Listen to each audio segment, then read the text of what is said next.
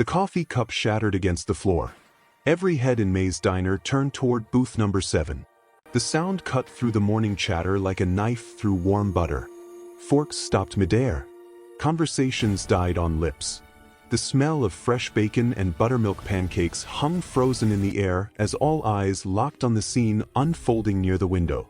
A 75-year-old woman in a powder blue uniform stood motionless.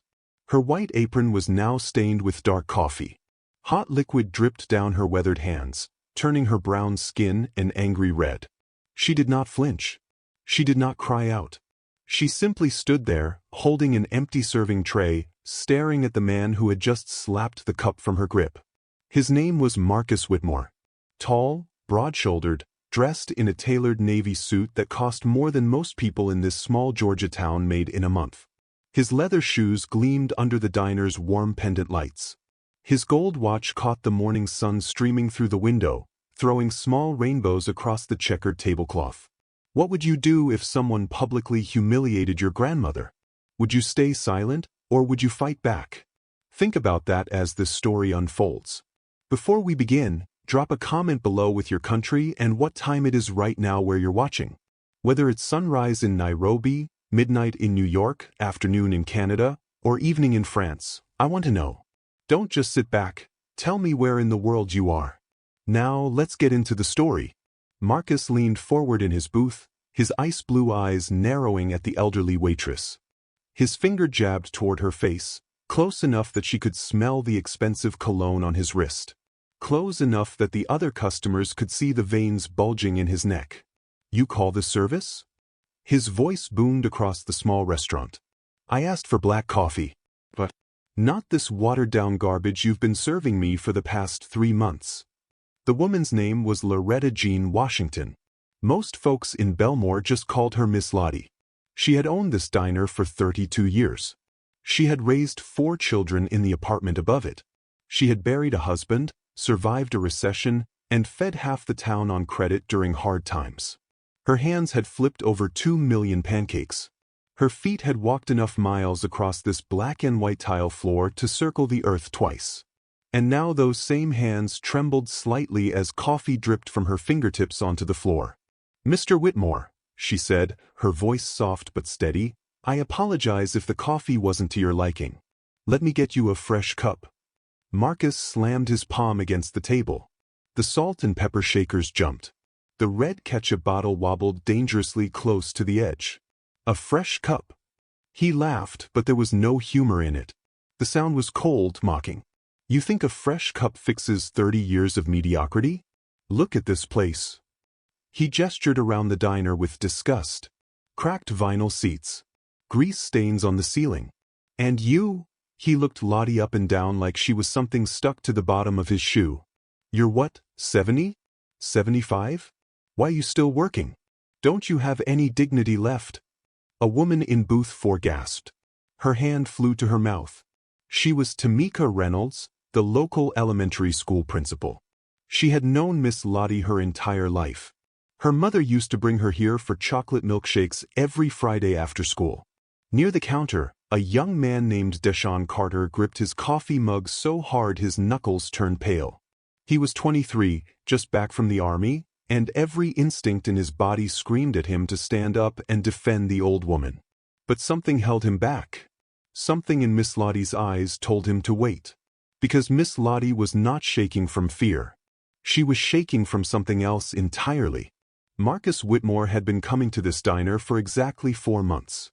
He showed up every Tuesday and Thursday morning at 7:15 sharp. He always ordered the same thing: 2 eggs over easy, wheat toast, turkey bacon, and black coffee. He always sat in booth 7, facing the door. He always paid in cash, exact change, no tip. And he always found something to complain about. But today was different. Today, Marcus had crossed a line. Maybe it was because he'd received a phone call the night before that shook him to his core. Maybe it was because he knew his carefully constructed world was starting to crack at the edges. Maybe he just needed someone to destroy, someone weaker than himself, someone who couldn't fight back. He thought Miss Lottie was that person. He was wrong. The old woman bent down slowly, her knees creaking in protest. She picked up the larger pieces of the broken coffee cup, placing them carefully on her serving tray. The diner remained silent. 16 customers sat frozen in their seats, watching, waiting. When Miss Lottie straightened up, something had changed in her face. The trembling had stopped. Her brown eyes, usually warm as fresh honey, had turned hard as polished stone.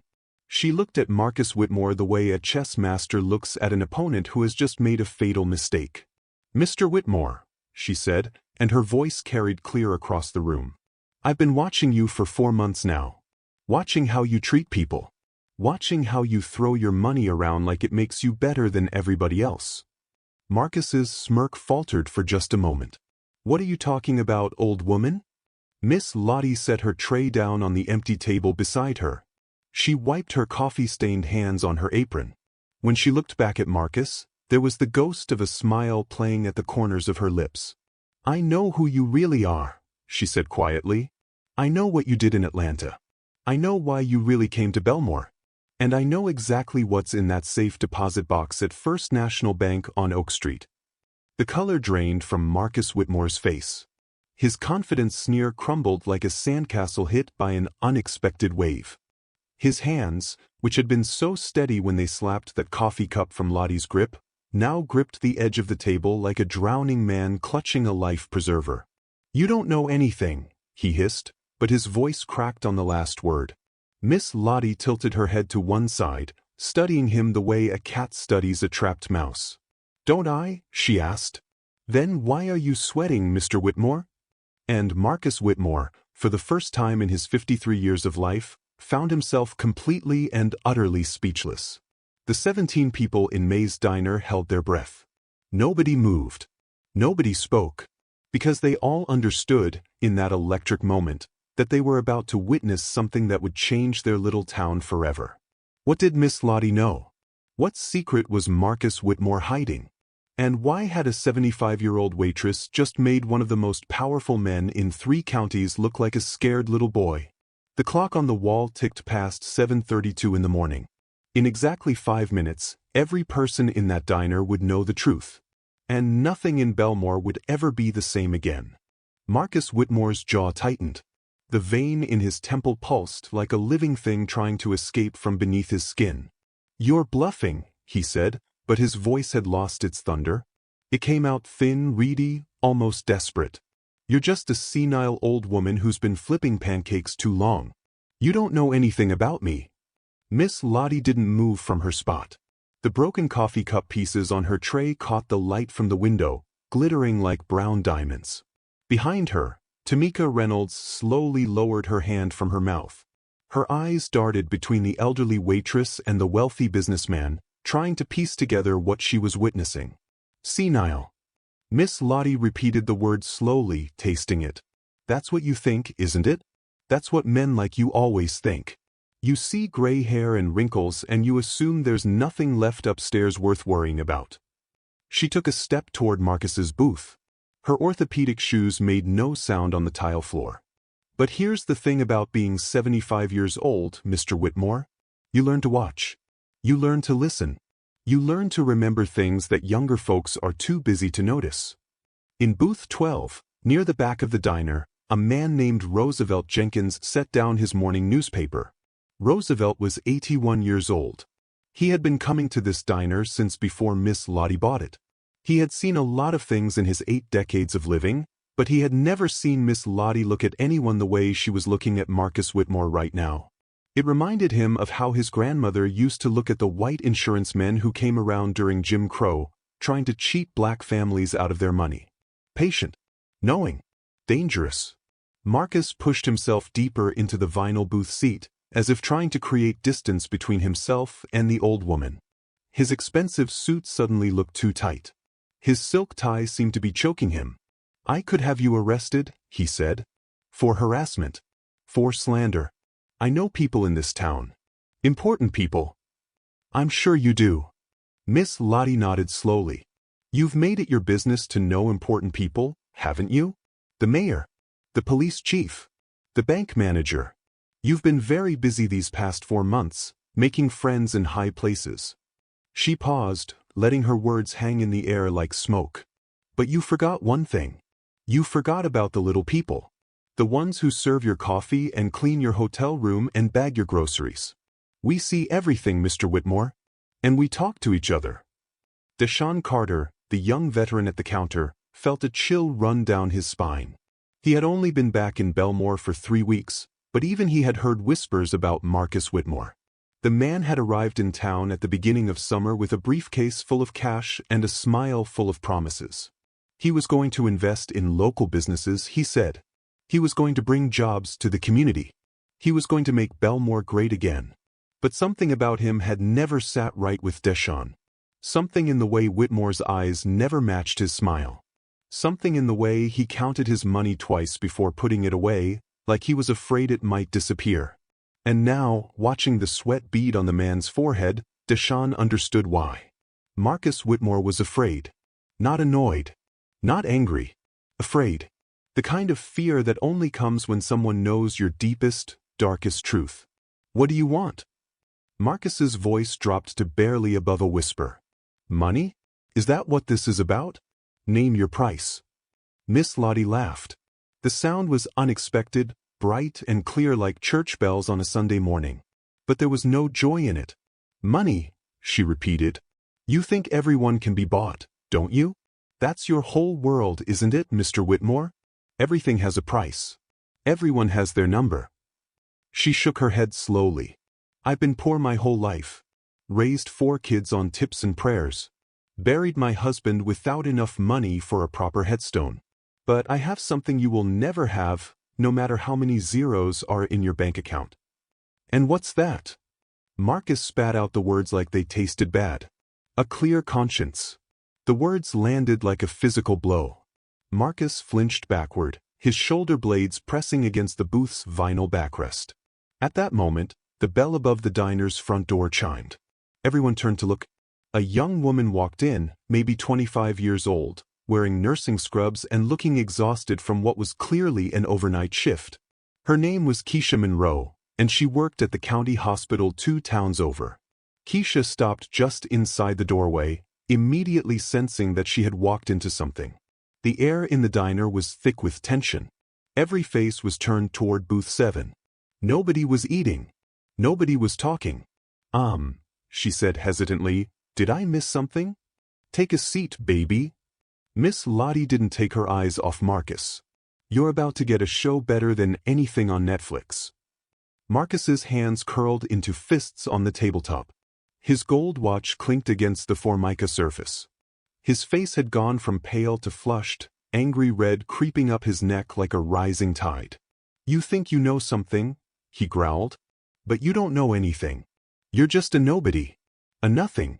A worn-out old waitress in a worn-out old diner in a worn-out old town that nobody's ever heard of."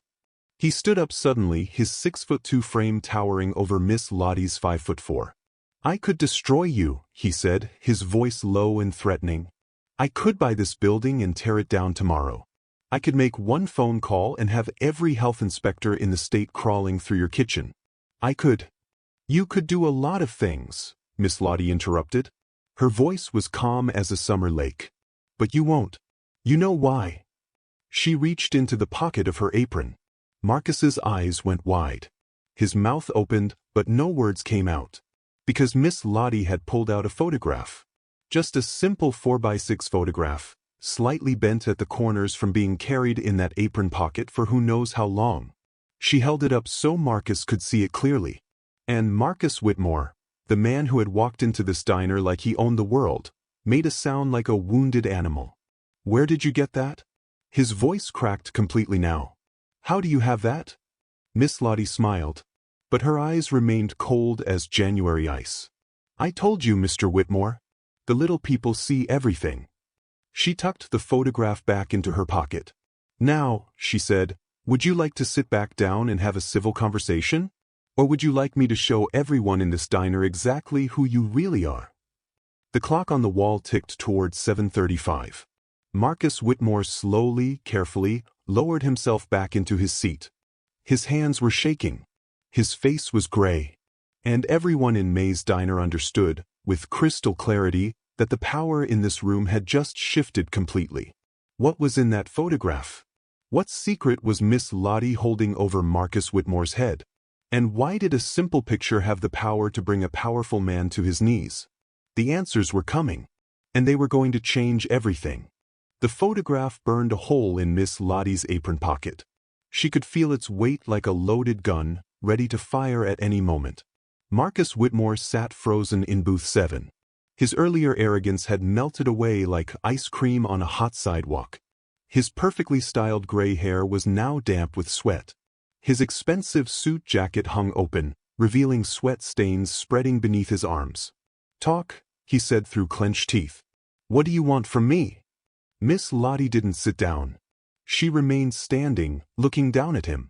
In her 32 years of running this diner, she had learned that position matters. The person standing always has the power. The person sitting is always at a disadvantage. "What I want," she said slowly, "is for you to admit what you did. Right here. Right now. In front of all these good people." Marcus's eyes darted around the room. 16 faces stared back at him. Tamika Reynolds, the school principal, had her phone out under the table, fingers hovering over the record button. Deshaun Carter had turned completely around on his counterstool, his military training evident in his alert posture. Roosevelt Jenkins had abandoned his newspaper entirely, his reading glasses pushed up onto his forehead. Even Keisha Monroe, the nurse who had just walked in, had settled into a booth near the door. She didn't know what was happening, but she wasn't about to leave. "You're crazy," Marcus said, but his voice held no conviction. "I haven't done anything wrong. I'm a businessman. An investor. I came to this town to help people." "Help people." Miss Lottie let the words sit in the air. "Is that what you call it?" She reached into her apron pocket again. This time, she didn't pull out the photograph. Instead, she pulled out a small spiral notebook, the kind you could buy at any dollar store. Its cover was worn, its pages yellowed with age and use. "I've been keeping notes," she said, "ever since you first walked through that door 4 months ago. Every Tuesday and Thursday, 7:15 sharp. 2 eggs over easy, wheat toast, turkey bacon, black coffee. Exact change, no tip." She flipped open the notebook. "July 14th. You made a phone call at your table. Thought nobody was listening because the kitchen was loud. But these old ears work just fine, Mr. Whitmore. You were talking about a property deal. Something about getting the old man to sign before he realized what he was giving away." Marcus's face went pale. "July 28th. You met with Mayor Harrison right here in this booth. I served you both coffee. You slipped him an envelope. Thought I didn't see because you did it under the table. But I was refilling the sugar dispensers right behind you. I saw everything." The color drained further from Marcus's face with each word. "August 11th. You got angry at a phone call. Really angry. You said, and I quote, 'Tell them to keep their mouths shut or they'll end up like the others.' Then you noticed me standing nearby and you shut up real quick." Miss Lottie closed the notebook. "You want me to keep going? Because I have entries all the way through last week. Every suspicious phone call. Every shady meeting. Every threat you made when you thought nobody important was listening." Marcus's throat moved as he swallowed hard. His Adam's apple bobbed up and down like a fishing lure. "Those are just words," he said weakly. "Hearsay. They don't prove anything." "You're right." Miss Lottie nodded. "Words don't prove much. But this does." She pulled the photograph out again. This time, she held it up so the people in the nearest booths could see it too. The image showed Marcus Whitmore standing outside a building. It was nighttime in the photo, but the streetlight illuminated his face clearly. He was handing a thick envelope to another man, a man that several people in the diner recognized immediately. It was Chief Donald Patterson, the head of Belmore's police department. A collective gasp rippled through the diner. "Where did you get that?" Marcus's voice came out as barely a whisper. "My nephew works security at the First National Bank," Miss Lottie said calmly. "The one on Oak Street. The one with the cameras that run 24/7. He noticed you coming and going at odd hours. Thought it was strange that a big-shot investor would need to visit his safe deposit box at 2 in the morning." She tucked the photograph away again. He started paying attention after that. Started checking the footage. And he found some very interesting things, Mr. Whitmore. Very interesting indeed. Marcus's hands gripped the edge of the table so hard that his knuckles turned white. His chest heaved with rapid, shallow breaths. For a moment, it looked like he might have a heart attack right there in booth 7. "You don't understand," he said, and now his voice had changed completely. The arrogance was gone. The threats were gone. What remained was raw, naked fear. "You don't know what you're dealing with. The people I work with, they're not the kind of people you want to cross." "The people you work with?" Miss Lottie raised one gray eyebrow. "You mean the ones you've been stealing from?" Marcus flinched like she had slapped him. "Oh yes," Miss Lottie continued. "My nephew found that too. The wire transfers. The dummy accounts. The way you've been skimming money off every deal you've made in this town. You came here thinking Belmore was full of simple country folks who wouldn't know a Ponzi scheme from a pancake recipe." She leaned closer to him. "But you made one mistake, Mr. Whitmore. One fatal mistake." "What's that?" His voice cracked on the question. Miss Lottie smiled. It was not a kind smile. "You underestimated the old black woman who serves your coffee." The diner was so silent that everyone could hear the soft hum of the refrigerator case behind the counter. The ceiling fan turned lazily overhead, stirring air that felt heavy with unspoken truths. "What are you going to do?" Marcus asked. The question came out small, defeated. Miss Lottie straightened up. She smoothed down the front of her coffee-stained apron. When she spoke again, her voice carried to every corner of the room. "That depends entirely on you, Mr. Whitmore.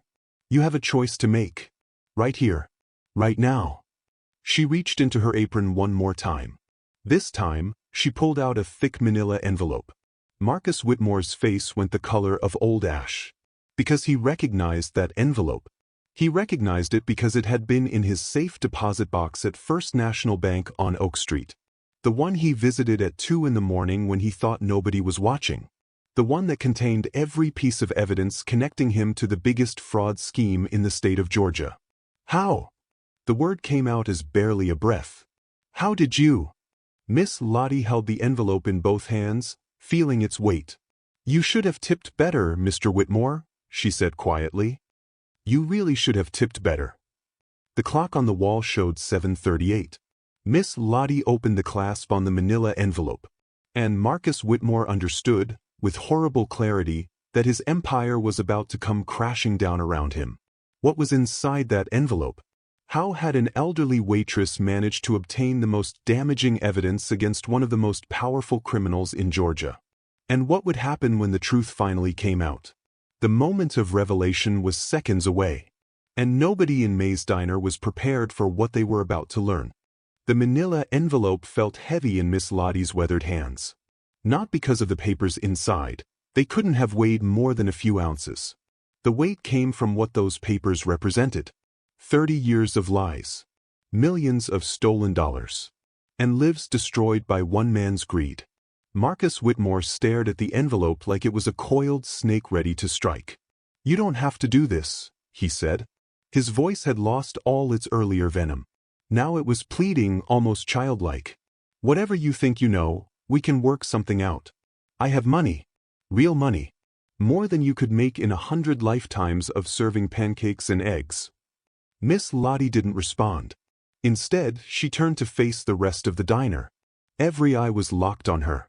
Every breath was held. The smell of bacon and coffee had gone cold and stale, forgotten on plates that nobody was eating from anymore. "Some of you have known me your whole lives," she said. Her voice was clear and strong, carrying to every corner of the small restaurant. "You know I'm not a liar. You know I'm not a troublemaker. I've served this community for 32 years. I've fed your children and your grandchildren. I've given credit when times were hard and never asked for anything in return except basic human decency." She paused, letting her words sink in. "This man," she gestured toward Marcus without looking at him, "came to our town 4 months ago with big promises and a bigger smile. He said he wanted to invest in Belmore. He said he wanted to help our businesses grow. He said he wanted to make our community stronger." Roosevelt Jenkins nodded slowly from his booth in the back. He remembered Marcus's first town hall meeting. The fancy slideshow. The promises of jobs and prosperity. The way everyone had clapped and cheered, so desperate for good news that they didn't stop to ask the hard questions. But I watched him, Miss Lottie continued. I watched how he treated the people he thought were beneath him. How he snapped his fingers at servers and talked down to shop clerks. How he smiled with his mouth but never with his eyes. She finally turned back to face Marcus. A person's true character shows in how they treat people who can't do anything for them. And your true character, Mr. Whitmore, is ugly as homemade sin. Marcus's face contorted with a mixture of fear and rage. The two emotions fought for control, twisting his features into something almost unrecognizable from the confident businessman who had walked in an hour ago. "You're making a mistake," he hissed. "A big mistake. I have lawyers. I have connections. I could bury you so deep in legal trouble that your great-grandchildren would still be paying off the debt." Funny you should mention lawyers and connections. Miss Lottie's lips curved into a smile that held no warmth. Because that's exactly what's inside this envelope. She began to open it slowly, deliberately. "Stop!" Marcus lunged forward, his hand reaching for the envelope. But Deshaun Carter was faster. The young veteran was out of his seat and across the room in 3 strides. He positioned himself between Marcus and Miss Lottie, his feet planted wide, his arms crossed over his chest. "I think you need to stay in your seat, sir," Deshaun said. His voice was calm, but his eyes were hard as granite. Marcus stumbled backward, falling into his booth seat. The vinyl squeaked loudly in the silent diner. "Thank you, baby," Miss Lottie said to Deshaun without taking her eyes off Marcus. "Your grandmother would be proud." She reached into the envelope and pulled out a stack of papers. They were crisp, official-looking documents covered in fine print and formal letterheads. "Let me tell you a story," she said, addressing the room again. 3 years ago, a man named Marcus Raymond Whitmore, that's his real name, by the way, not Marcus Reed Whitmore like he told us, was the managing partner of a financial services company in Atlanta called Prosperity Investments. Several people shifted in their seats. The name sounded familiar. Prosperity Investments promised high returns to small investors. Regular folks. Teachers. Nurses. Retired factory workers. People who had saved their whole lives for a comfortable retirement. Miss Lottie held up one of the papers. "This is a list of their clients. 247 families who trusted Marcus Whitmore with their life savings. Their children's college funds. Their nest eggs." She set that paper down and picked up another. "And this is a record of where that money actually went. Not into solid investments. Not into growth funds. It went into Marcus Whitmore's personal accounts. Into shell companies. Into real estate deals that only benefited him and his partners." A murmur rippled through the diner. Tamika Reynolds had gone pale. Her own mother had lost money in an investment scheme a few years back. The family had never talked about which company it was. When the scheme started to collapse, Marcus Whitmore disappeared, Miss Lottie continued. He faked his own death in a boating accident off the coast of Florida. Made sure the insurance paid out big to his supposed grieving widow, who was actually his business partner and knew exactly what was happening. She pulled out another document. "But here's the thing about faking your death. You have to stay dead. You have to never show your face again. You have to trust that everyone involved in your scheme will keep their mouths shut forever." Miss Lottie looked directly at Marcus. His face had gone gray. His hands trembled visibly on the table. "You got cocky, Mr. Whitmore. You thought enough time had passed. You thought everyone had forgotten. You thought a small town in Georgia was far enough from Atlanta that nobody would recognize you." She held up the photograph again, the one showing Marcus passing an envelope to Chief Patterson. "But you forgot about the little people. The ones who see everything. The ones who remember everything. The ones who lost everything because of men like you." Her voice dropped lower, harder. "My sister was one of your victims, Mr. Whitmore. Rosalie Washington. She put her entire retirement savings into Prosperity Investments because a smooth-talking man in a nice suit told her it was safe. When your scheme collapsed, she lost everything. Every penny she had worked 40 years to save. Miss Lottie's eyes glistened, but no tears fell. She died 6 months later. Heart attack. The doctors said it was from stress. I say you killed her, just as sure as if you'd put a gun to her head. The diner was absolutely silent. Even the ceiling fan seemed to slow down, as if paying its respects. So no, Mr. Whitmore. This isn't about money. This isn't about revenge. This is about justice. Justice for my sister. Justice for the 246 other families you destroyed. Justice for everyone you've ever looked down on, humiliated, or stepped on during your climb to the top. She placed the manila envelope on the table in front of him. Everything is in there. The paper trail. The offshore accounts. The witness statements from people you thought would never talk. Even a signed confession from your widow, who finally grew a conscience last year when she found out you were still alive and running the same scam in a new town. Marcus stared at the envelope like it contained his own death warrant. In a way it did.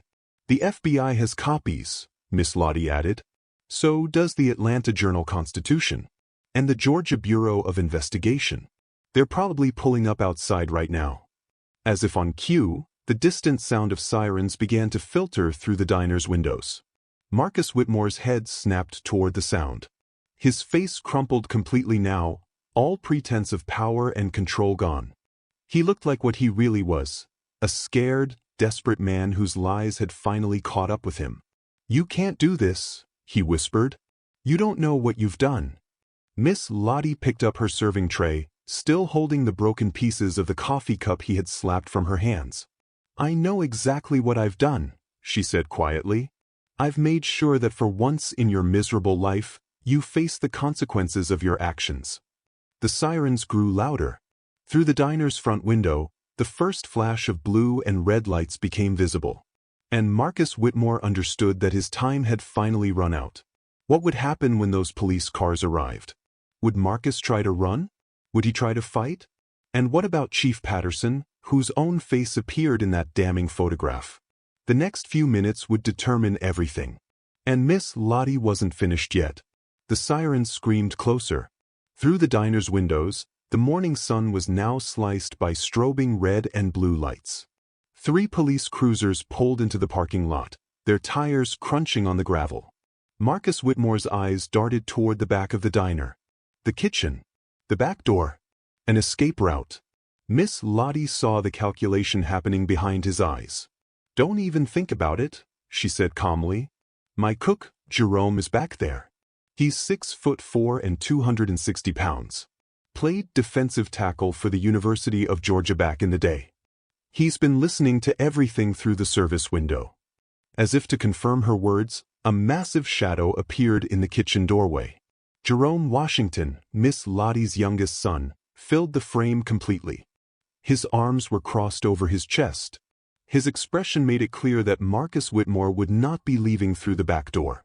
Marcus slumped in his seat, all fight draining out of him. The front door of the diner swung open. 2 deputies walked in first, their hands resting on their holstered weapons. They were followed by a woman in her 50s wearing a crisp navy pantsuit. Her badge identified her as Special Agent Paulette Williams, FBI.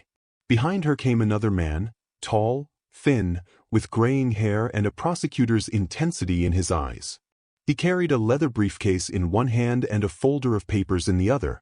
And behind them, in handcuffs already, came Chief Donald Patterson. A collective gasp went up from the diner's customers. The chief of police. Their chief of police. The man they trusted to keep their town safe. He wouldn't meet anyone's eyes as the deputies led him past the booths toward the back of the restaurant. Marcus Raymond Whitmore, Agent Williams said, her voice cutting through the shocked silence. You are under arrest for fraud, embezzlement, identity theft, and conspiracy to commit wire fraud. You have the right to remain silent.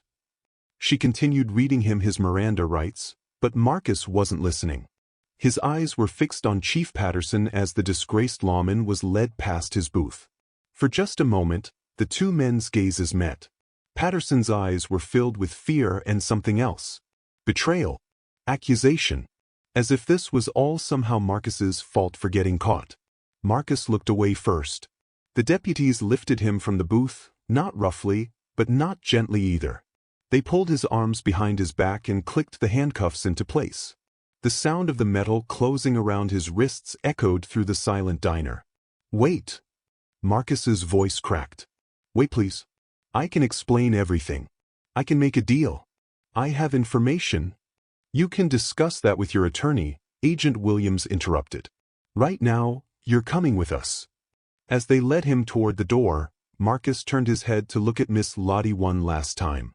His face was a twisted mask of hatred and disbelief. "You," he spat. "You did this. A 75-year-old waitress. You destroyed everything." Miss Lottie stood perfectly still, her hands folded over her coffee-stained apron. The morning light streaming through the window caught the silver in her hair, making it glow like a crown. "No, Mr. Whitmore," she said softly. "You destroyed yourself. I just made sure the world finally knew about it." They led him out the door. The last thing the diner's customers saw was Marcus Whitmore being loaded into the back of a police cruiser, his expensive suit wrinkled, his carefully styled hair now plastered to his forehead with sweat. For a long moment, nobody moved. Then, slowly, Tamika Reynolds began to clap. Deshaun Carter joined in. Then Roosevelt Jenkins. Then Keisha Monroe, the nurse who had walked in at the wrong moment and stayed for the whole show. Within seconds, the entire diner was on its feet, applauding Miss Lottie with tears streaming down their faces. She held up her hand, and the applause slowly faded. "All right now," she said, and her voice was thick with emotion she was fighting to control. "That's enough of that. You all have cold breakfasts sitting in front of you, and I've got a floor to mop." She bent down and continued picking up the pieces of the broken coffee cup. But before she could finish, Agent Williams approached her. "Mrs. Washington," the agent said, and there was respect in her voice that went beyond professional courtesy. "I want to thank you. We've been trying to build a case against Marcus Whitmore for 3 years. The evidence you and your nephew compiled, it was exactly what we needed to finally bring him down." Miss Lottie straightened up, her knees protesting the movement. "I didn't do it for your case," she said simply. "I did it for my sister. And for everyone else he hurt." Agent Williams nodded slowly. "I understand. But still, you should know, because of what you did, over 200 families are going to get their money back. The assets we've frozen are more than enough to cover what was stolen." For the first time that morning, Miss Lottie's composure cracked. Her lower lip trembled. Her eyes filled with tears she had been holding back for years. "Rosalie would have liked that," she whispered. "She always did care more about other people than herself." Jerome came out of the kitchen then and wrapped his massive arms around his mother. She seemed so small against him, this tiny woman who had just brought down a criminal empire with nothing but patience, observation, and a spiral notebook from the dollar store. The prosecutor approached next, the thin man with the briefcase. "Mrs. Washington, I'm District Attorney Vernon Hayes. I was hoping you'd be willing to testify when this goes to trial. Your testimony will be crucial to making sure Marcus Whitmore never sees the outside of a prison cell." Miss Lottie wiped her eyes with the corner of her apron. "Mr. Hayes, I've been waiting 3 years to tell the world what that man really is. Wild horses couldn't keep me off that witness stand." As the FBI agents and prosecutors finished their work and prepared to leave, the diner slowly returned to something approaching normal. People went back to their breakfasts, although nobody could focus on eating. The conversations were hushed, excited, still processing what they had just witnessed. Miss Lottie walked behind the counter and poured herself a cup of coffee, the first one she'd had all morning. Her hands were shaking slightly as she raised the cup to her lips, but whether from exhaustion or residual adrenaline or pure relief, she couldn't say. Roosevelt Jenkins shuffled up to the counter. His reading glasses were back on his nose, but he wasn't looking at his newspaper. "Lottie Mae Washington," he said, and his voice carried the weight of 8 decades. "I have known you since you were a little girl running through these streets with pigtails and scraped knees. I watched you grow up, get married, have children, bury your husband, and keep this diner running through thick and thin." He reached across the counter and took her hand in his. "But today," he said, "today I saw something I never saw before. I saw a woman become a legend. Miss Lottie squeezed his hand back. I'm no legend, Rosie, she said, using the nickname she'd called him since childhood. I'm just a tired old woman who refused to let a bully win. But Roosevelt shook his head. No, Lottie. You're more than that. You're proof that good people can still fight back. That evil doesn't always win. That sometimes, just sometimes, justice actually gets served.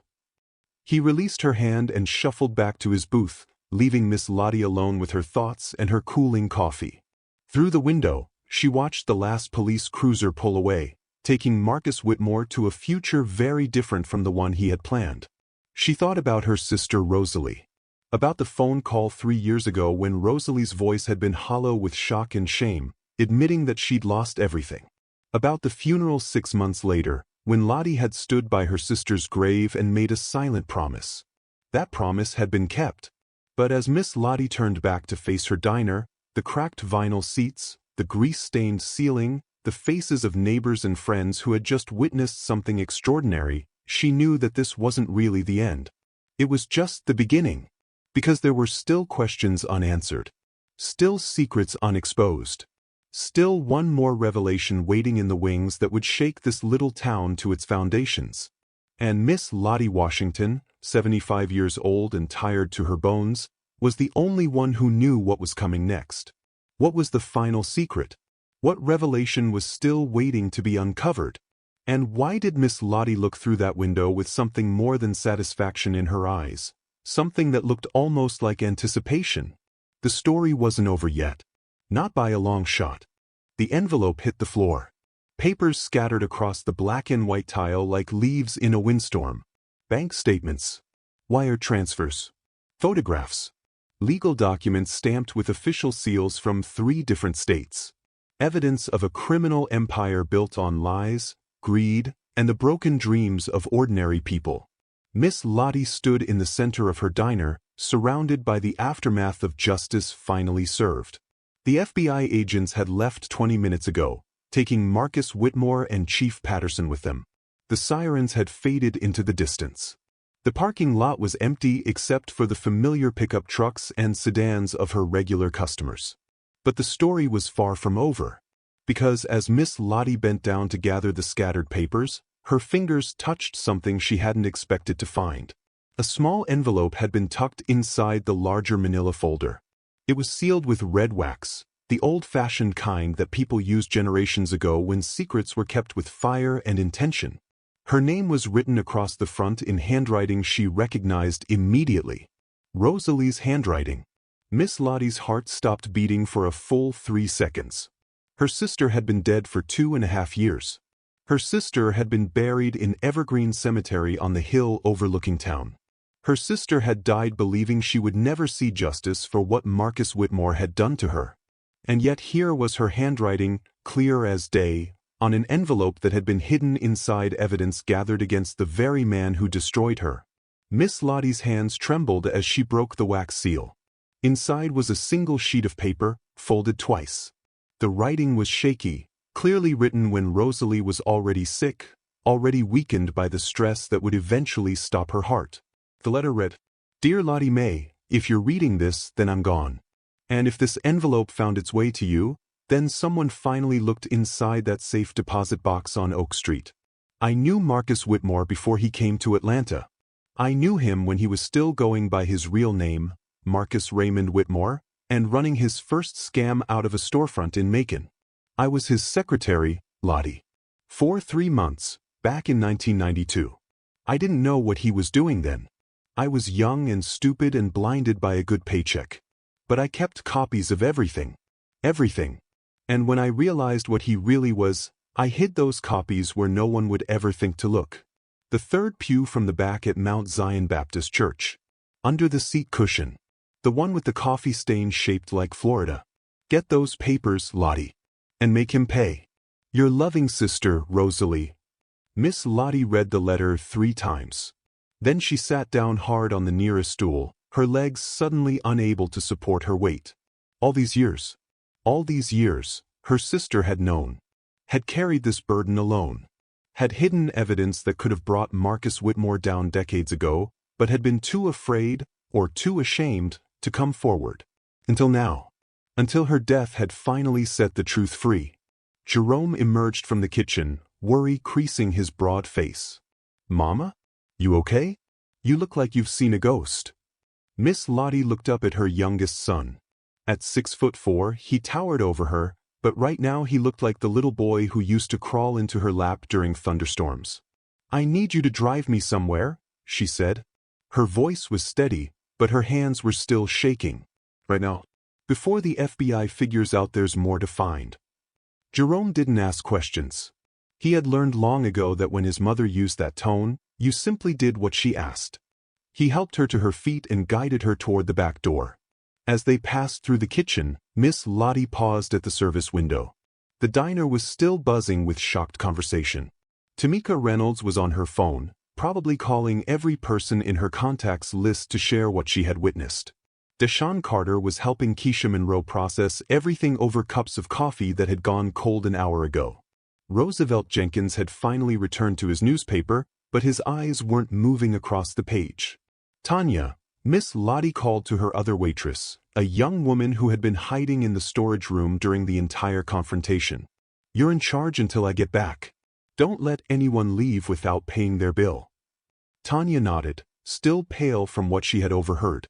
Miss Lottie and Jerome slipped out the back door and into his truck. Mount Zion Baptist Church was 12 minutes away. 12 minutes of winding roads through the Georgia countryside. 12 minutes for Miss Lottie to process the fact that her sister had been carrying this secret for over 30 years. Why hadn't Rosalie told her? Why had she hidden those papers and never said a word? Was she protecting someone? Was she protecting herself? Or was she protecting Lottie from the dangerous men who would do anything to keep their crimes buried? The questions swirled through Miss Lottie's mind as the truck bounced along the familiar roads. She had driven this route 1,000 times, to Sunday services, to Wednesday night Bible study, to choir practice, to funerals and weddings and christenings. But she had never driven it with this kind of urgency burning in her chest. Jerome pulled into the church parking lot. The building stood white and proud against the morning sky, its steeple reaching toward heaven like a prayer made solid. The doors were unlocked. They always were, this being a small town where people still trusted their neighbors. Miss Lottie walked down the center aisle, her footsteps echoing in the empty sanctuary. The smell of old wood and lemon polish filled her nose. Dust motes danced in the colored light streaming through the stained glass windows. Third pew from the back. Left side of the church. She found it immediately. The coffee stain was still there, faded but visible, shaped exactly like the state of Florida. Her fingers found the edge of the seat cushion. It lifted easily, too easily as if it had been moved before. Recently. Underneath was a large brown envelope, thick with papers. Miss Lottie pulled it out with shaking hands. The envelope was not sealed. Someone had already opened it. And tucked inside, on top of decades-old documents, was a note written on modern stationery. "Mrs. Washington," the note read, "I've been expecting you. We need to talk. Meet me at the old mill on Highway 12 at noon today. Come alone. There's more to this story than you know. A friend." Miss Lottie stared at the note. Someone else knew about the hidden evidence. Someone else had found it first. And that someone was waiting for her. The church bells began to chime, marking the hour. 10 o'clock. She had 2 hours to decide whether to walk into what could very easily be a trap. Jerome appeared at her side, his massive frame casting a shadow across the pew. "Mama," he said quietly, "what did you find?" Miss Lottie showed him the note. His face hardened. "You're not going alone," he said. It wasn't a question. Miss Lottie looked up at her son, the boy she had raised, the man he had become, the protector he had always been. "No," she agreed. "I'm not." But as they walked out of the church and back into the blinding Georgia sunlight, Miss Lottie couldn't shake the feeling that whoever had left that note knew exactly what they were doing, and that the truth about Marcus Whitmore, the full truth, was even more dangerous than she had ever imagined. Who had found Rosalie's hidden evidence? What secrets were still waiting to be uncovered? And what would happen when Miss Lottie arrived at the old mill on Highway 12? The clock was ticking, and the biggest revelation was still to come. The old mill loomed against the noonday sky like a skeleton refusing to lie down and die. Miss Lottie stood at the edge of the gravel parking lot, her sensible shoes crunching against stone and broken glass. The building had been abandoned for 15 years, ever since the textile industry moved overseas and left small Georgia towns to wither. Its windows were shattered. Its roof sagged in the middle like a tired old man. Kudzu vines crawled up the brick walls, slowly strangling what remained. Jerome stood beside her, his massive arms crossed over his chest. He had wanted to call the police, the state police, not the corrupted local department, but Miss Lottie had refused. Whoever left that note could have turned those papers over to the FBI themselves, she had argued. They didn't. They came to me. That means something. Now, standing in front of this crumbling monument to better days, she wasn't so sure. Stay close, Jerome murmured. Anything feels wrong, we leave. Miss Lottie nodded and walked toward the mill's main entrance. The door hung open on rusted hinges. Inside, the air was thick with dust and the smell of decay. Shafts of light pierced through holes in the roof, illuminating swirling particles that danced like tiny ghosts. Hello. Miss Lottie's voice echoed off the empty walls. I got your note. I'm here. For a long moment, nothing happened. Then footsteps. Slow and deliberate, coming from somewhere deeper in the building. A figure emerged from the shadows. It was a woman. Mid-60s, tall and thin, with silver hair pulled back in a severe bun. She wore expensive clothes, a cream-colored blouse, tailored slacks, pearl earrings that caught the light. Everything about her screamed money and privilege. But her eyes told a different story. They were haunted. Hollow. The eyes of someone who had seen too much and carried it alone for far too long. Mrs. Washington, the woman said. Her voice was cultured, with just a trace of a southern accent smoothed down by years of living elsewhere. Thank you for coming. Who are you? Miss Lottie asked directly. She was too old and too tired for games. The woman smiled, but it didn't reach her eyes. My name is Catherine Whitmore, she said. I'm Marcus's wife. Jerome stepped forward immediately, positioning himself between his mother and the stranger. But Miss Lottie held up her hand. The widow, she said slowly. The one who helped him fake his death. The one who collected the insurance money while 200 families lost everything. Catherine flinched at each accusation, but she didn't deny any of them. Yes, she said simply. All of that is true. Then why am I talking to you instead of watching you get arrested alongside your husband? Catherine's composure cracked. Her lower lip trembled. Her elegant hands twisted together in front of her like she was trying to wring out invisible water. Because I'm the one who gave Agent Williams the evidence, she said. I'm the one who told them where to find Marcus. I'm the one who's been working to bring him down for the past 18 months. Miss Lottie studied the woman's face, searching for lies. She had spent 75 years learning to read people, their words, their expressions, the things they said with their bodies when their mouths stayed silent. What she saw in Catherine Whitmore was genuine anguish. Why? Miss Lottie asked. Why turn on your own husband? Catherine's eyes filled with tears. Because he killed my daughter. The words hung in the dusty air like a physical presence. Sophia, Catherine continued, her voice breaking. My baby girl. She found out what her father was really doing. She threatened to go to the authorities. And 3 weeks later, she died in a car accident that wasn't an accident at all. She wiped her eyes with the back of her hand, smearing mascara across her cheekbone. I didn't know. Not at first. I believed it was just a terrible tragedy. But then I started looking through Marcus's files. His real files, the ones he kept hidden. And I found the truth. Miss Lottie felt something shift in her chest. Anger, yes. This woman had been complicit in crimes that destroyed her sister and hundreds of others. But also recognition. The pain of losing someone you loved to a man who cared only about himself. The evidence I gave the FBI, it was enough to arrest him, Catherine said. But it wasn't everything. There's more. So much more. Operations in 5 other states. Corrupt officials in a dozen cities. A network of criminals that Marcus built over 30 years. She reached into her designer handbag and pulled out a small flash drive. This contains all of it. Every name. Every transaction. Every body buried to keep the secrets hidden. She held it out toward Miss Lottie. "I'm giving it to you," she said. "Not the FBI. Not the prosecutors. You." "Why me?" Miss Lottie asked. Catherine's smile was bitter and sad. "Because you're the only person I've ever seen make Marcus Whitmore afraid. Because you stood up to him when he had all the power and you had none.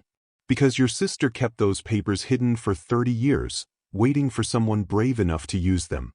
She pressed the flash drive into Miss Lottie's palm.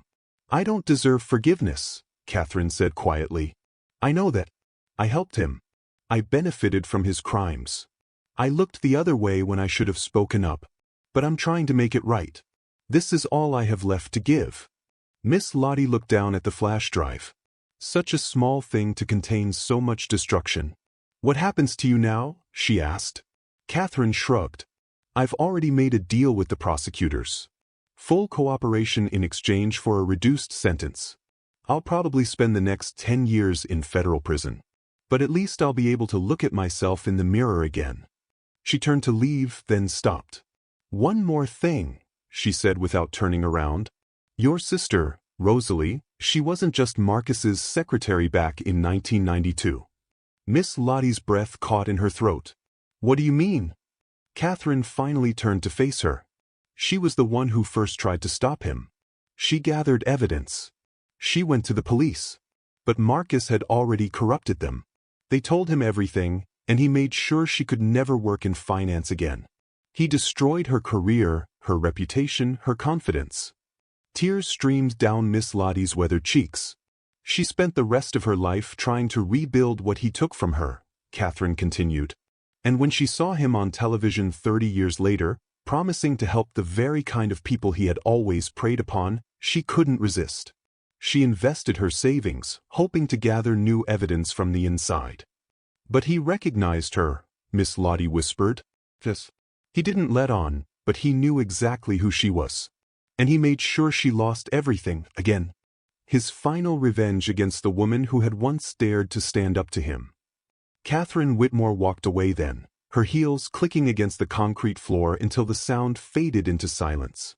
Miss Lottie stood alone in the abandoned mill, the flash drive clutched in her fist, tears falling freely down her face.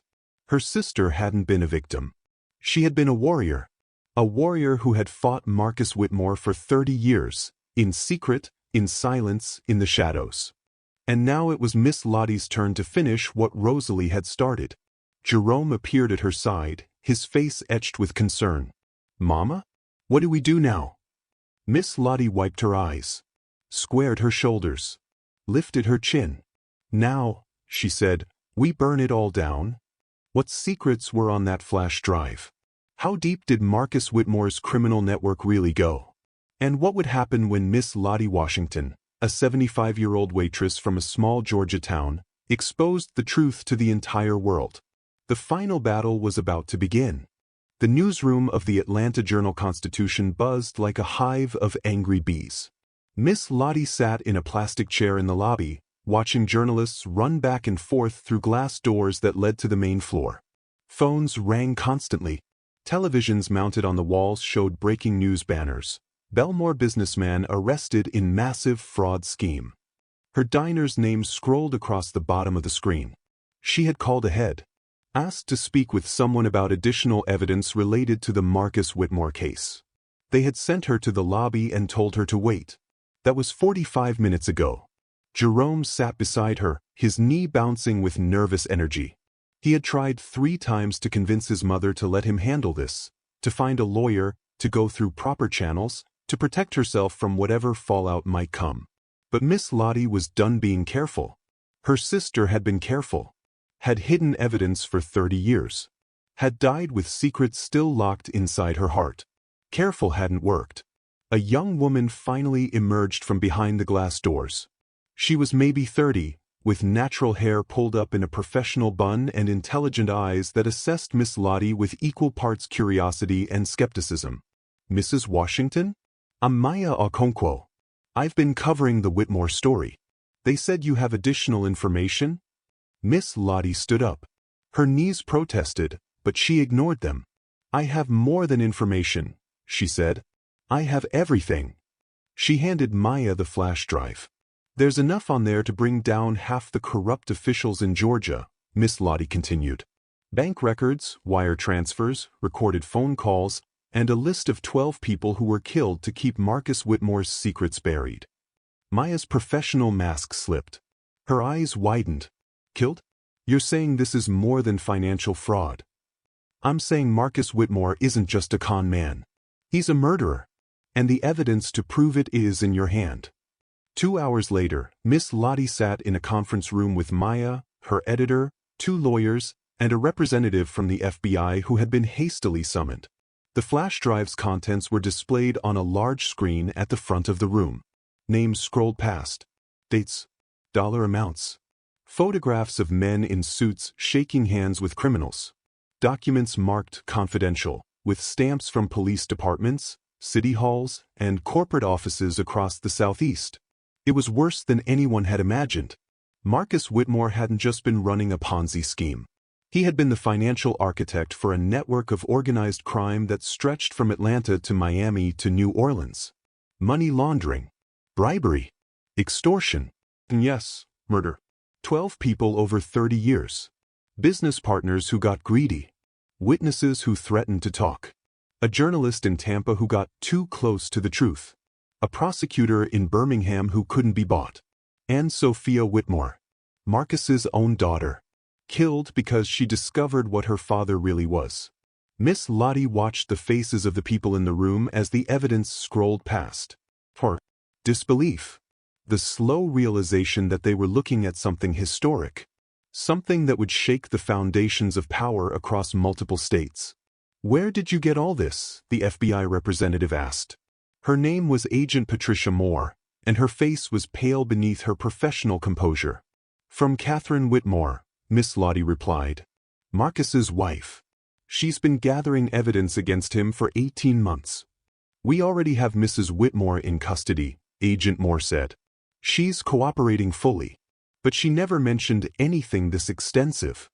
Maybe she was waiting for someone she could trust to receive it. The room fell silent.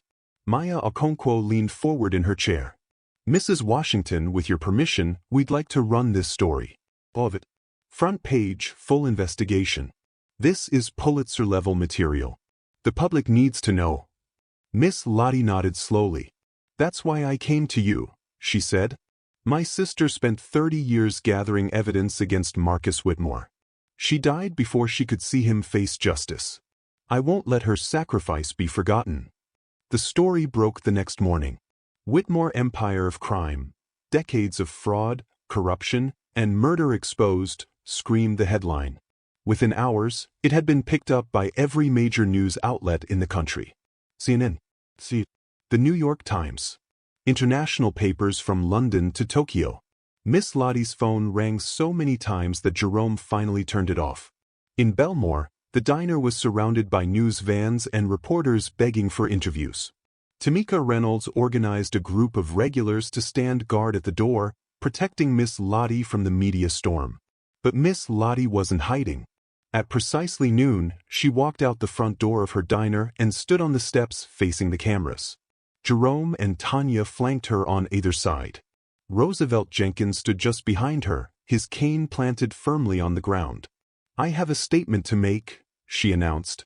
The crowd of reporters fell silent, microphones thrust toward her like weapons. 3 years ago, my sister Rosalie Washington died. The doctors said it was a heart attack. But I know the truth. She died of a broken heart, broken by a man who took everything from her and laughed while he did it. Miss Lottie's voice was strong, carrying clear across the parking lot. Marcus Whitmore spent 30 years destroying lives. He stole from honest, hardworking people. He corrupted police officers and politicians. He killed anyone who threatened to expose him. And he did it all while wearing expensive suits and smiling for cameras. She paused, letting her words sink in. But here's what men like Marcus Whitmore never understand. The people they step on, The waitresses and security guards and secretaries and regular folks just trying to make an honest living, we see everything. We remember everything. And when the time is right, we speak up. She looked directly into the nearest camera. To everyone watching this, never let anyone tell you that you're powerless. Never let anyone make you believe that your voice doesn't matter. It took me 75 years to learn this lesson, but I'm going to say it now so you don't have to wait as long as I did. Her eyes glistened with tears she refused to let fall. The biggest weapon against evil isn't money or power or influence. It's the truth. And the truth always, always, finds a way to come out. She turned and walked back into her diner, leaving the reporters shouting questions that would go unanswered. Inside, the regulars burst into applause. Miss Lottie walked to her usual spot behind the counter, tied on her apron, and picked up a coffee pot. "All right now," she said, her voice thick with emotion. "Show's over. Who needs a refill?" But even as she poured coffee and took orders and pretended that everything was normal, Miss Lottie knew that her life would never be the same. She had started this journey to get justice for her sister. She had ended up exposing the biggest criminal conspiracy in Georgia's history. And somewhere, in whatever place good souls go when they leave this world, Rosalie Washington was finally at peace. The question remained, what would come next? What would the fallout from this revelation bring to Miss Lottie's door? And was the battle truly over, or were there still enemies hiding in the shadows? The answers would come. But for now, Miss Lottie had coffee to pour and customers to serve. 3 weeks passed like a fever dream. Miss Lottie stood at her sister's grave in Evergreen Cemetery, fresh flowers clutched in her weathered hands. The morning sun cast long shadows across the neatly trimmed grass. A gentle breeze carried the scent of honeysuckle from the bushes that lined the iron fence. "It's over, Rosalie," she said quietly. "We got him." The headstone was simple, just a name, 2 dates, and the words, "Beloved Sister," carved into gray granite. Miss Lottie had never been able to afford anything fancier.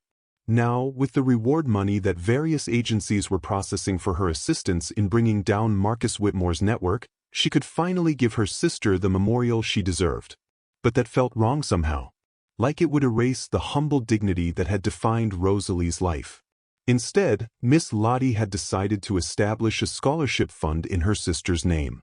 The Rosalie Washington Memorial Scholarship, providing financial assistance to students from low-income families who wanted to study finance and business. Fighting back against predators like Marcus Whitmore by creating a new generation of honest professionals. Rosalie would have liked that. The past 3 weeks had been a whirlwind. Federal agents had arrested 17 more people connected to Whitmore's network, including 2 state senators, a federal judge, and the CEO of a major insurance company. The prosecutions would take years, but the wheels of justice were finally turning. Catherine Whitmore had been transferred to a minimum security facility where she would serve her reduced sentence in exchange for continued cooperation. Miss Lottie had received a letter from her, a handwritten apology that ran 3 pages long, tear-stained and clearly written from the depths of genuine remorse. Miss Lottie hadn't responded. Some wounds were too deep for letters to heal. Chief Patterson had pleaded guilty to multiple charges of corruption and obstruction of justice. He would spend the next 12 years in federal prison. His wife had filed for divorce the day after his arrest and had already moved out of state with their 2 teenage children. And Marcus Whitmore himself, the man at the center of it all, was being held without bail in a maximum security facility, awaiting trial on charges that could result in multiple life sentences. The prosecutors had asked Miss Lottie to testify. She had agreed without hesitation. But that was still months away. For now, she had a diner to run and a community to serve. She placed the flowers at the base of Rosalie's headstone and pressed her palm against the cool granite. "I miss you every day," she whispered. "But I hope you're proud of what we accomplished. I hope you're finally at peace." A car door slammed somewhere behind her. Miss Lottie turned to see Jerome walking toward her across the cemetery lawn. "Mom, you ready? The news crew from NBC is setting up at the diner. They want to interview you for the national broadcast." Miss Lottie sighed. This was the 4th national interview request this week. She had already appeared on CNN and ABC and been featured in People magazine. The attention was exhausting for a woman who had spent her entire life avoiding the spotlight. But it was also important. Every interview was another opportunity to share her message. Another chance to tell people that ordinary folks could fight back against corruption. Another platform to honor her sister's memory and the memories of everyone Marcus Whitmore had destroyed. "I'll be there in a minute," she told Jerome. "Give me just a moment more."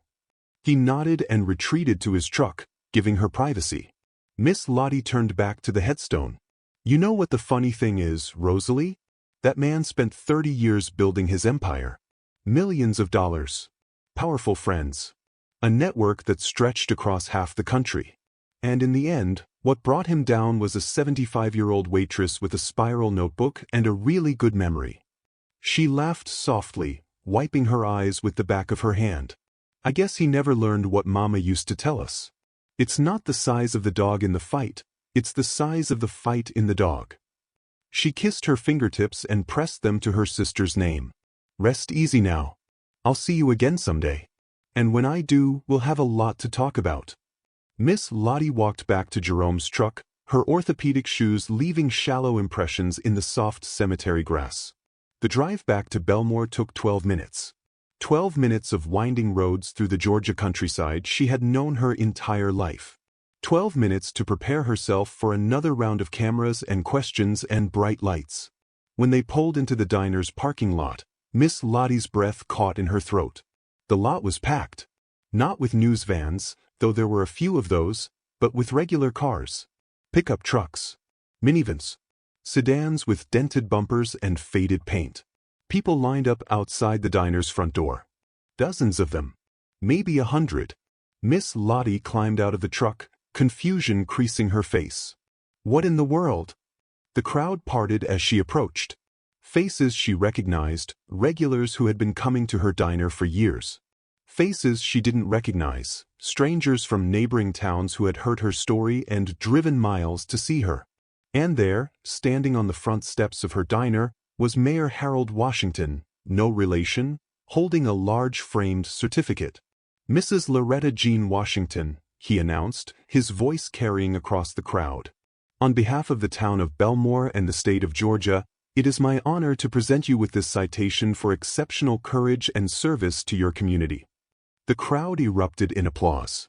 Miss Lottie stood frozen, overwhelmed by the outpouring of support. Tamika Reynolds emerged from the crowd and took her hand, guiding her toward the steps. Deshaun Carter stood at attention near the door, his military bearing evident as he saluted the woman who had shown him what real bravery looked like. Roosevelt Jenkins dabbed at his eyes with a handkerchief, his newspaper forgotten somewhere inside. Even Keisha Monroe was there, the nurse who had walked into the diner at exactly the wrong moment and stayed to witness history. She was holding a bouquet of flowers and crying openly. Miss Lottie climbed the steps on shaky legs. The mayor handed her the certificate. She looked at it through tears that blurred her vision. "I don't know what to say," she admitted. "Then let me say something," the mayor replied. He turned to face the crowd. "This woman right here represents everything that's good about small-town America. She didn't have money.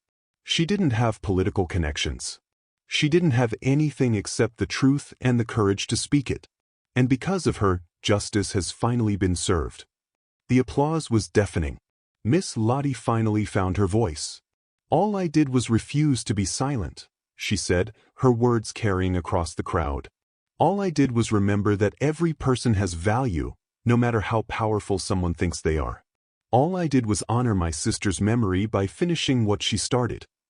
She looked out at the sea of faces, young and old, black and white, rich and poor. All of them united in this moment of recognition. "But here's the thing," she continued. "I'm not special. I'm just an old woman who serves coffee and pancakes. If I can stand up to evil, so can you. If I can refuse to be silent, so can you. If I can fight for justice, so can you."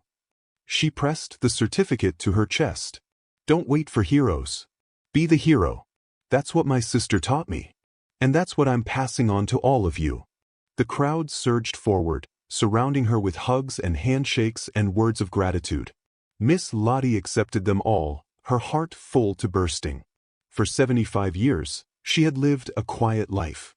Serving coffee, raising children, burying a husband, running a diner that most people outside Belmore had never heard of. And now, in the final chapter of that life, she had become something she never expected. A symbol, a beacon, a reminder that ordinary people could accomplish extraordinary things. The celebration continued late into the evening. What would the future hold for Miss Lottie and the town she had transformed? How would her legacy continue to inspire others?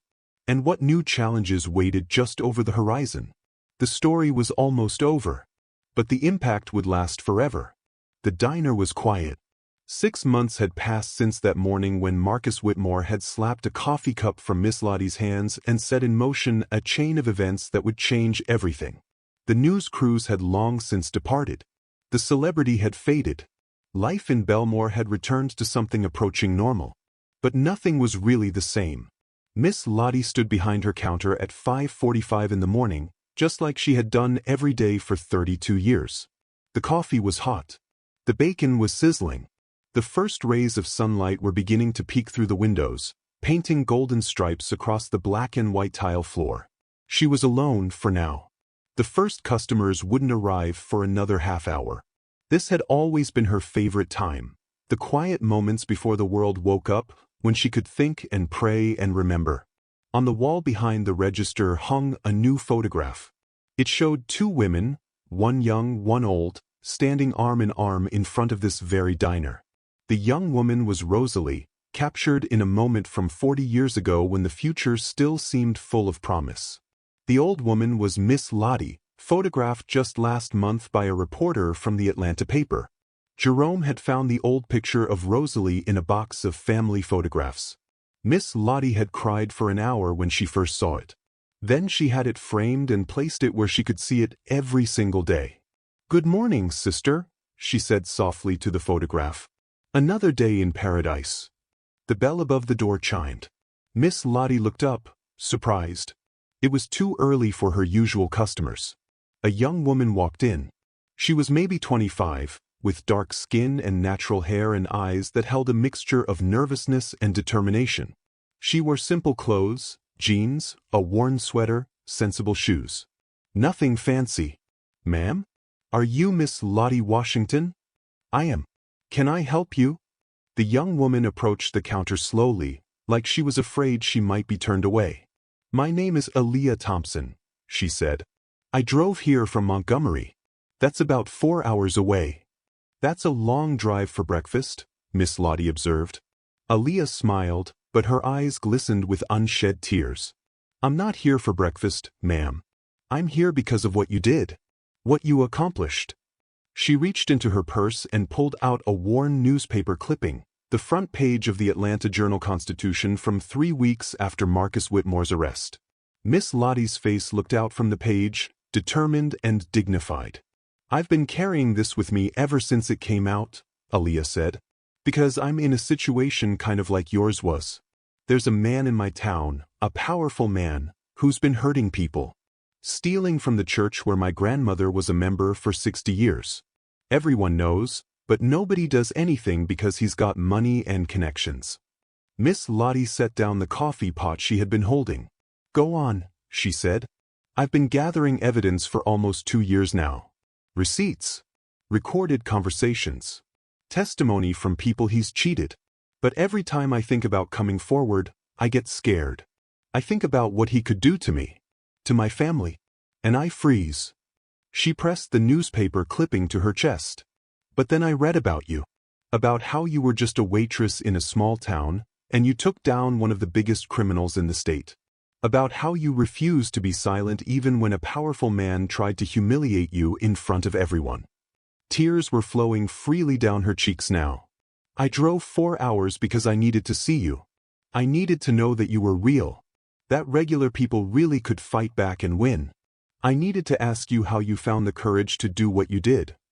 Miss Lottie came around the counter. She took Aaliyah's hands in her own, her weathered, calloused hands that had poured 1,000,000 cups of coffee and wiped 1,000 tears. "Baby girl," she said, let me tell you something that took me 75 years to learn. She guided Aaliyah to a booth and sat down across from her. Courage isn't about not being afraid.